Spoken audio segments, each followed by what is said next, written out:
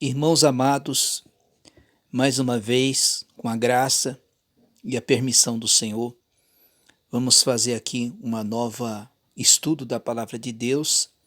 Recentemente, eu terminei a carta aos Efésios e agora nós vamos introduzir esse estudo na carta aos Gálatas, aos irmãos galatenses. Então, tudo que identifica o escritor desta carta é o nosso irmão apóstolo Paulo. Ele direciona esta carta aos cristãos da Galácia, o qual era constituído por judeus e gentios. E o tema principal desta carta é a justificação pela fé, a santificação na vida diária do cristão. E o que estava acontecendo aqui nesta igreja, na igreja da Galácia, estava sendo introduzido entre os irmãos, voltando aos redimentos da velha aliança. Paulo vai dizer que isso era o outro evangelho. Eles estavam querendo voltar os termos da circuncisão, estavam querendo circuncidar os gentios para eles ser salvos. E isso estava impactando muito em relação a isso, porque, amados irmãos, nós entendemos pelas Escrituras, o Evangelho, a revelação que o Senhor trouxe através da vida do apóstolo Paulo. Ninguém é salvo por meios de obras, mas sim pela obra de Cristo, que o homem é justificado pela fé. Então, o legalismo estava entrando novamente, o legalismo estava entrando na igreja de Cristo. Até então, Paulo vai atribuir isso como maldição, né? Nós vamos ver isso no seu capítulo 1. Então, aqueles judeus, aquelas pessoas, eles estavam querendo que os gentios, para que fosse salvo, era necessário eles fazer o ato da circuncisão. O que é a circuncisão? Circuncisão foi foi um pacto que Deus fez com Abraão, lá no livro de Gênesis, né? E depois esta circuncisão, ela foi aperfeiçoada na lei. E por ser aperfeiçoada na lei, então os irmãos, os galatenses estavam querendo que os gentios fizessem circuncisão, porque os gentios não... O gentio ele só poderia fazer circuncisão se ele fosse escravo ou se ele morasse onde um judeu, ali ele era circuncidado. Então nós vamos começar aqui no capítulo 1, onde Paulo dá a sua saudação apostólica.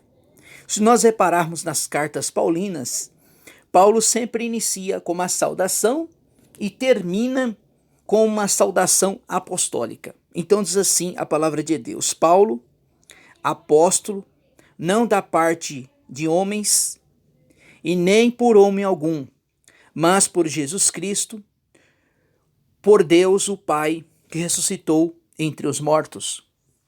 Versículo 2: Todos os irmãos que estão comigo e as igrejas da Galácia, graça vos da parte de Deus, o Pai do nosso Senhor Jesus, o qual se deu a si mesmo por os nossos pecados, para nos livrar do presente século mau, segundo a vontade do nosso Pai, o qual seja dado para todo sempre. Amém.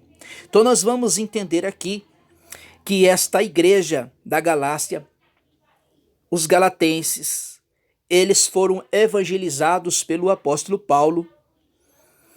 Eles foram evangelizados e através da vida do apóstolo Paulo ganhou esses irmãos para Jesus, o qual Paulo vai dizer que o evangelho que ele recebeu, né, ele não recebeu nenhuma instrução de nenhum apóstolo, ele recebeu diretamente do Senhor Jesus.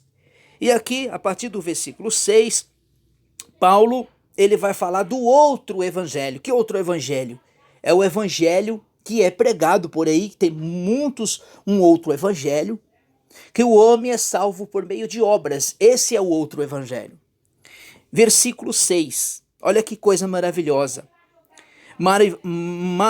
Maravilho-me que depressa passeis aquele que vos chamou da graça de Cristo para um outro evangelho, o qual em outro tempo, mas alguns de vós inquietam, querendo transformar o evangelho de Cristo. Então, Paulo foi lá, anunciou o evangelho verdadeiro de Cristo, que o único meio de salvação é por meio do Senhor Jesus, e eles estavam introduzindo entre aqueles irmãos um outro evangelho. Versículo 8, mas ainda que nós mesmo, ou um anjo do céu, vos anuncia um outro evangelho, além dos que já vos tenho anunciado, seja anátema, né?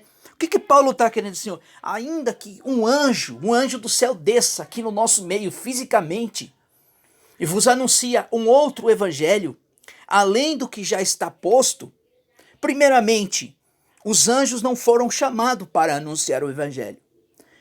Quem foi chamado para anunciar o evangelho são os salvos do Senhor, aqueles que foram chamados por Cristo, porque Pedro vai dizer que até os anjos desejam anunciar. Então Paulo diz que é impossível que ainda que viesse um anjo vos anunciasse um outro evangelho, seja anátema. Quer dizer, Paulo está querendo dizer, olha, não creia, porque o evangelho que vos já tenho pregado já é o suficiente.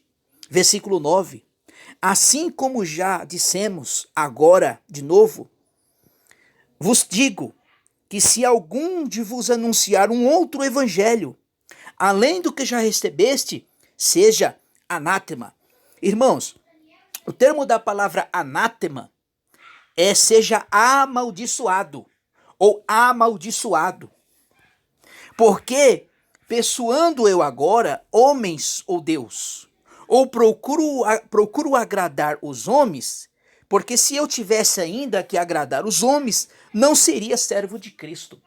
Então, uma coisa, irmãos, que Paulo tinha na sua qualidade, ele era verdadeiro. Pensa no homem, um homem que foi chamado pelo Senhor para falar a verdade. Porque aqui Paulo, ele vai exortar poderosamente esses que estavam pervertendo o evangelho de Cristo, introduzindo naqueles irmãos, para eles para circuncidar, para ser salvo. Aí o versículo 11. Mas faço-vos saber, irmãos, que o evangelho que me foi anunciado não é segundo os homens. Porque nós entendemos que Paulo ele não foi ensinado por ninguém para anunciar o evangelho. Porque o próprio Cristo se revelou a ele. Quando ele vai no caminho de Damasco, quando ele chega lá na cidade de Damasco, o Senhor fala com ele, olha, agora este vai ver o que é padecer e sofrer por causa do meu nome. Então, aquilo que Paulo recebeu, ele recebeu diretamente do Senhor. Porque ele vai dizer no versículo 12, porque eu não recebi e nem aprendi com homem algum, mas pela revelação de Cristo. Versículo 13, porque já ouviste que foi antigamente na minha conduta ao judaísmo, como sobrameira persegui a igreja de Deus e assolava. O versículo 14, e na minha nação exercia o judaísmo na minha idade, sendo extremamente zelosos das tradições dos meus pais. Paulo, ele era um homem que foi criado aos pés de Gamaliel. Paulo, ele foi instruído com um dos melhores judeus que tinha, ensinava em questão da lei. Só que o Senhor chama Paulo do judaísmo para anunciar o evangelho do Senhor Jesus, e até então Paulo foi perseguidor da igreja de Cristo. Versículo 15: mas quando prouve a Deus, que desde o ventre da minha mãe separou-me e me chamou para a sua graça. Então Paulo está dizendo aqui que o Senhor chamou ele ainda, desde o ventre da sua mãe, separou ele para anunciar, porque Paulo ele foi chamado para anunciar, ele foi enviado para anunciar o evangelho de Jesus. Versículo 16: e revelar o seu filho em mim, para que pregasse entre os gentios, mediante não constituí a carne e nem sangue, nem tornei a Jerusalém a ter com os que antes a mim eram apóstolo, mas parti da Arábia e voltei outra vez a Damasco. Versículo 18: depois, passando 3 anos, fui a Jerusalém para ver Pedro e fiquei com ele 15 dias. Então Paulo, irmãos, o que nós entendemos aqui? Os apóstolos que foram chamados por Jesus, né? Depois Matias foi substituído no lugar de Judas. Os apóstolos ficavam ali em Jerusalém. Só que Paulo ele foi chamado para anunciar o evangelho ao mundo. Vamos dizer ao mundo, às outras nações, né? Até então que Pedro, no capítulo 10 de Atos dos Apóstolos, ele anuncia o evangelho aos gentios. Mas Paulo, ele foi chamado para, não foi chamado, foi enviado como apóstolo para anunciar o evangelho em outras nações, quer dizer, aos gentios. Versículo 19: eu não vi nenhum de outros dos apóstolos, senão Tiago, irmão do Senhor. Então, esse irmão do Senhor, Tiago, foi o mesmo que escreveu a epístola de Tiago. Ora, acerca que vos escrevo, eis que diante de Deus testifico e não minto. Depois fui para as partes da Síria e da Sicília. Versículo 22. Não era conhecido à vista das igrejas da Judéia, quer dizer, Paulo não era conhecido entre os irmãos lá de Jerusalém, e estavam em Cristo, mas somente tinham ouvido dizer aquele que vos perseguia, anuncia agora a fé antes destruía, e glorificavam a Deus a respeito de mim. Então, nós entendemos que Paulo foi chamado para anunciar o evangelho do Senhor Jesus. Então, nós vamos parar aqui no capítulo 1. Então, no capítulo 12, nós vamos entender que Paulo agora, depois de 14 anos, ele volta para Jerusalém. E quando ele volta para Jerusalém, ele vê um cenário desastroso entre os irmãos que estavam se apostatando, voltando aos regimes da lei novamente. E aí nós vamos entrar em questão, irmãos. Aí nós vamos entrar em questão aqui. Será que eu preciso guardar as leis judaicas para ser salvo? Será que eu preciso guardar dias de sábado? Será que eu preciso me privar de alimento para ser salvo? Será que eu preciso guardar dias para ser sábado, para ser salvo? Então nós vamos entender isso no capítulo 2. Que Deus abençoe, em nome de Jesus.